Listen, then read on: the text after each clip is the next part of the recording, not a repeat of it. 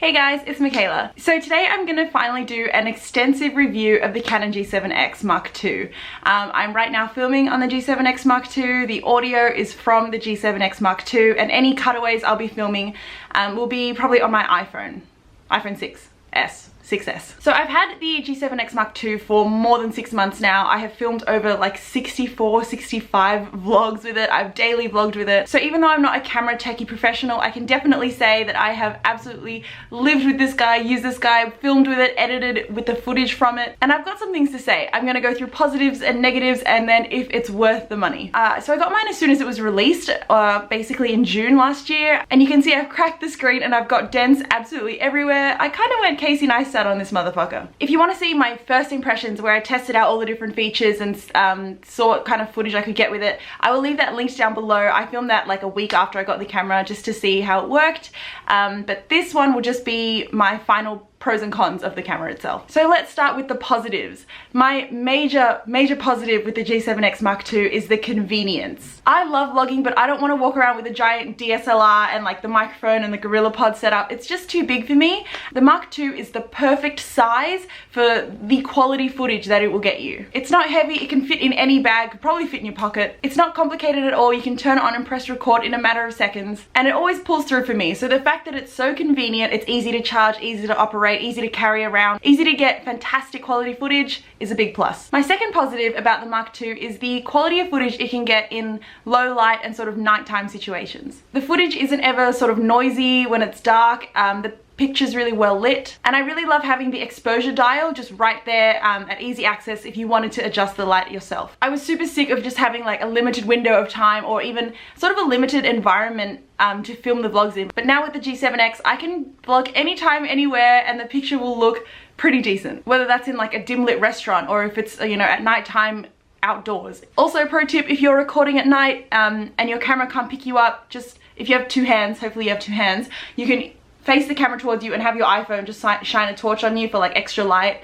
Yeah, you'll look like a complete moron, but we're vloggers, we're kind of used to that at this point. Is that a mosquito? Ah. My third favorite feature about the Mark II is the time-lapse feature. I love this feature so much. It really lifts the vlog to another level. It makes it look super professional. It's so easy to use and easy to access. You pretty much just like set the time-lapse in place using the touchscreen, which is phenomenal as well. Hit record, leave it for, you know, a couple minutes. You can leave it to take 300 pictures. I usually stop it around 100 to 150 pictures, and the time-lapse looks great. You can use it in so many situations, and during the editing the file size just looks exactly like all your other files, and in post you can make it longer or shorter depending on what you need. So yeah, the time-lapse feature is just phenomenal. I couldn't live without it now. Another positive about the G7X Mark II, of course, is the way that the screen can flip. It can flip completely back and face you. It can flip sort of like out towards you, back towards you. It's fantastic. I don't think I could live with a camera without a flip screen now. It's especially great when you need to record something where you can't get behind the camera, so you can just sort of flip it up, hit record, and leave it like against a wall or something, and you can still see what it's recording.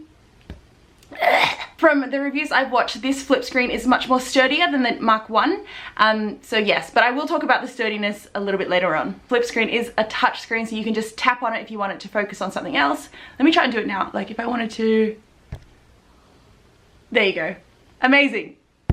Back to me, please. Okay, continuing on. And the last sort of positive I want to talk about is the camera's sort of autofocus abilities. Oops, sun's coming back out. Okay. It can focus on something super close to you. It can focus on, you know, a wider sort of shot. And the ability to have that diverse range of shots in your vlogs makes it so much better and like more entertaining, more cinematic. You can go really close into something, focus on the little details, and then pull out and just see everything as it is in front of you. So yeah, the focus. Talking about the focus, let's move on to the negatives. Sometimes the focus is a little slow. Now, disclaimer, obviously I've dropped this guy quite a few times, but even before, even during the earlier days when I was using it, I noticed that sometimes if I was to turn it on and hit record straight away, the camera's sort of like, oh my god, what the fuck is going on? And it takes a while for it to sort of adjust to what's in front of it. It does help if you tap the touchscreen on what you want to focus on. So even though there is like the slightest delay, it's still super annoying, especially when things are, you know, happening and you just turn it on and hit record and then it happens and then you realize it was out of focus the whole time. So the focus is great, but it is a little slow. If you have this camera, let me know if that's the same for you. Maybe I've just dropped it a few too many times. Ugh. A negative that I didn't expect was a loose screw. So I talked about how I love that the screen flips up, but so back there, one of the screws actually came loose for me. And so the screen started to rattle against the back of the camera. It was super floppy. It wouldn't click into place. It was sort of just like hang out a little bit and then hang out. So that was kind of annoying, and I thought that I had broken the camera somehow, but it was actually one of the screws had become undone. Luckily, my brother had a tiny little screwdriver that we could just screw it back into place and reinforce it back into itself. But that was super annoying. Like, for the price you pay, I kind of want structural integrity in the camera. It would have sucked to have the screw completely fall off and for me to have to send it back for repairs, even though the camera's working and I just needed one screw. So that was kind of annoying. If you want to get this camera, it is a sturdy bastard, but just be careful of the screws, you know, kind of rattling out and coming undone. And now guys, let's talk about the biggest problem I have with the Mark II. The biggest, most annoying problem is, sorry, my dog's just readjusting herself. The biggest problem with the Mark II is the audio. God, why is the audio so shoddy on this perfect, otherwise perfect camera? The microphone that comes with the Mark II is not impressive at all. It picks up, when you're outside, it picks up wind, it picks up background noise, it just picks up, you know, like crowd noise. It's just so annoying. You could get pretty good audio if you were to hold the camera, which I usually do. I hold it quite close to my mouth and just sort of speak right into the mic if I'm in sort of a big open area. And that's all good, but sometimes you can hear your own breathing. Like if you breathe out your nose, you can hear it in the mic.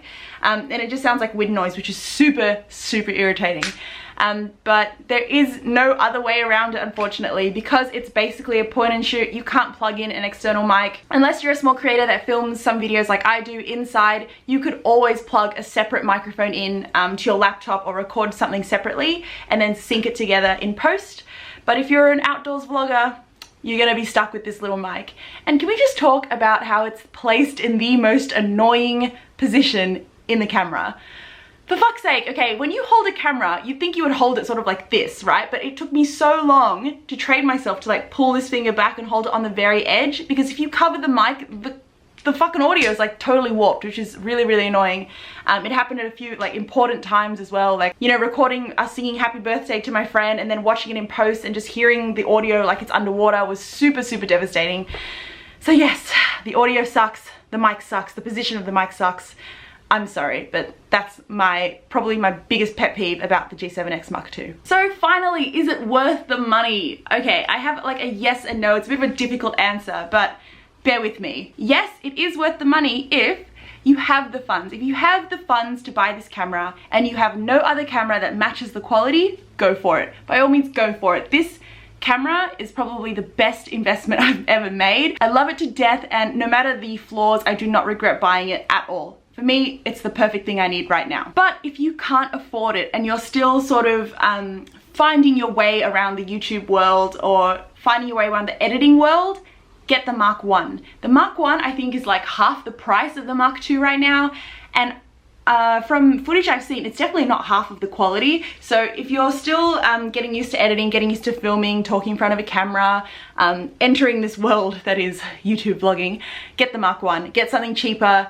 You know, feel your way around before you invest in something so expensive. I had to save up for a long time. So I hope you guys enjoyed that final review. I don't think I'll be talking about this camera anymore.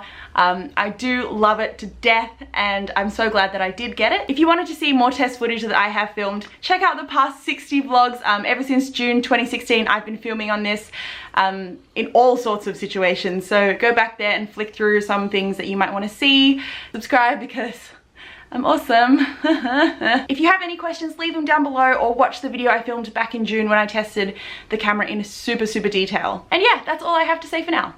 I think I will go now. Do you want to say goodbye?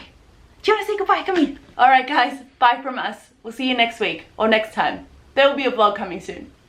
Bye-bye.